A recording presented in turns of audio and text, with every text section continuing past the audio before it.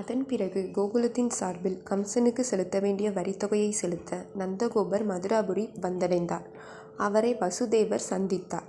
குழந்தைகளை கொல்ல கம்சன் முடிவெடுத்திருக்கிறான் என்ற விபரத்தை நேரடியாக சொல்லி அவரை பயமுறுத்தாமல், கோகுலத்தின் பாதுகாப்புக்கு இடைஞ்சல் வரப்போகிறது, நீங்கள் கவனமாக இருப்பது நல்லது என்று மட்டும் சொல்லி வைத்தார். வசுதேவர் சத்திரியர், நந்தகோபர் வைசியர். இருப்பினும் இவர்கள் சிறந்த நண்பர்களாக திகழ்ந்தனர்.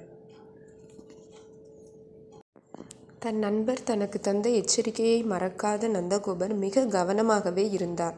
இதற்குள் கம்சன் குழந்தைகளை கொல்வதற்குரிய ஏற்பாட்டை செய்து முடித்துவிட்டான். சூனியக்காரியான பூதனா என்பவளை அழைத்தான். குழந்தைகளை கொல்லும் பொறுப்பை அவளிடம் ஒப்படைத்தான். ஆனால் கிருஷ்ணரை அவளால் கொல்ல முடியவில்லை.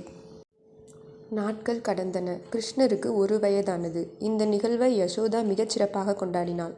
வாத்தியங்கள் முழங்கின. ஆயர்குல மக்கள் ஒருவர் விடாமல் விழாவுக்கு அழைக்கப்பட்டிருந்தனர். பிராமணர்கள் வேத பாராயணம் செய்தனர். யசோதா மகனை அன்போடு நீராட்டினாள். வேத மந்திரங்கள் ஒலித்து கொண்டிருந்த போது கிருஷ்ணர் அப்படியே கண்ணயர்ந்தார்.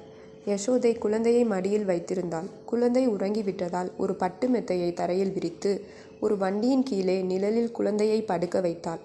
பின்னர் மற்ற வேலைகளை கவனிக்க வீட்டுக்குள் போய்விட்டாள். சற்று நேரத்தில் கிருஷ்ணர் விழித்துவிட்டார். சாதாரண குழந்தைக்குரிய இயல்புடன் அழ ஆரம்பித்தார். கால்களை உதைத்தார். அவர் பார்ப்பதற்கு பிஞ்சு கால்கள். ஆனால் அதன் சக்தி தாழாமல் அருகிலிருந்த வண்டியே நொறுங்கிவிட்டது.